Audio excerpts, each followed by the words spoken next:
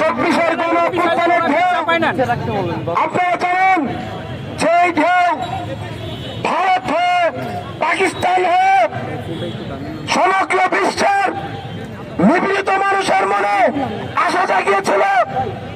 সেই গণঅভ্যুত্থানের সকল শহীদের রক্তের শপথ যদি ভারত কিংবা আরো শক্তিশালী কোন দেশ বাংলাদেশের স্বাধীনতা এবং সার্বভৌমত্বের উপরে রক্তচক্ষু দেখায়, তখন আমরা আবার রুখে দাঁড়াবো। সংগ্রামী ভাই এবং বন্ধুগণ, আজকে এই সমাবেশ হচ্ছে, আমাদের বিক্ষোভ সমাবেশ হচ্ছে। বাংলাদেশে যারা বাস করে, আমরা এই বিক্ষোভ সমাবেশ থেকে বলতে চাই, প্রত্যেকের পরিচয় এক এবং অভিন্ন, এবং সেটা বাংলাদেশে। এইখানে বারবার সংখ্যালঘু কার্ড খাওয়া চলবে না। ভারতের মোদী সরকারকে বলতে চাই, মোদী সরকার কিন্তু এই গণঅভ্যুত্থানের ফলে উৎখাত করা হাসিনাকে আশ্রয় প্রদানের মাধ্যমে চূড়ান্ত ভাবে লেজিটিমেসি হারিয়েছে। একটি রাষ্ট্র, সেই রাষ্ট্রের অভ্যন্তরে অবস্থিত বাংলাদেশের high commission, deputy high commission, আমরা দেখেছি কলকাতা হাই কমিশনের সামনে তারা বাংলাদেশের জাতীয় পতাকার অবমাননা করেছে।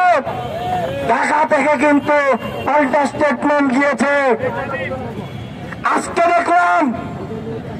দেখলাম আগরতলায় যে ডেপুটি হাই কমিশন ছিল, সেই হাই কমিশনের ভেতরে ঢোকে বাংলাদেশিদের ধরে ধরে পেটানো হয়েছে।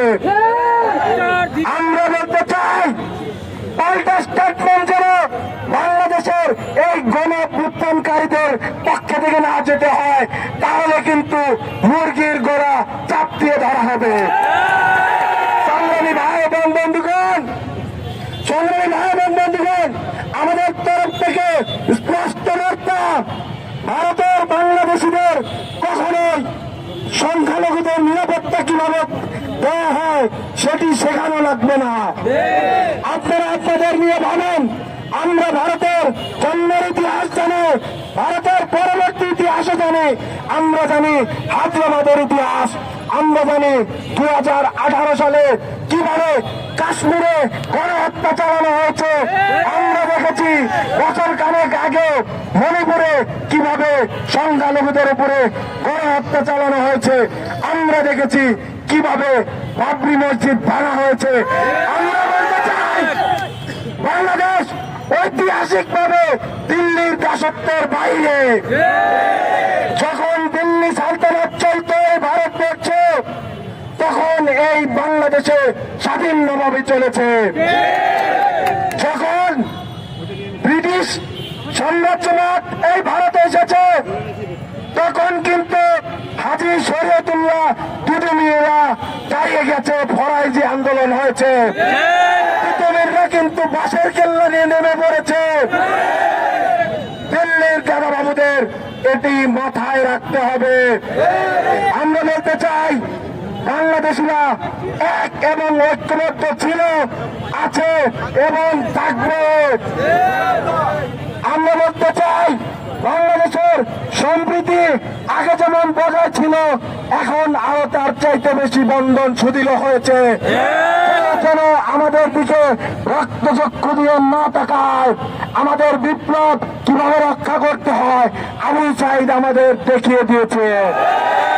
এই গণঅভ্যুত্থানে আবু সাঈদ কিংবা মুগ্ধ যেরকম শহীদ হয়েছে, এই গণঅভ্যুত্থানে কিন্তু রিয়াগত কিংবা হৃদয় তরুণ শহীদ হয়েছে। তাই আমাদের যারা হিন্দু ভাই এবং বোনেরা আছেন, আপনাদের পক্ষ থেকে আরো জোরে সোরে আওয়াজ উঠান মাতৃভূমিকে রক্ষার জন্য। ইনকিলাব জিন্দাবাদ।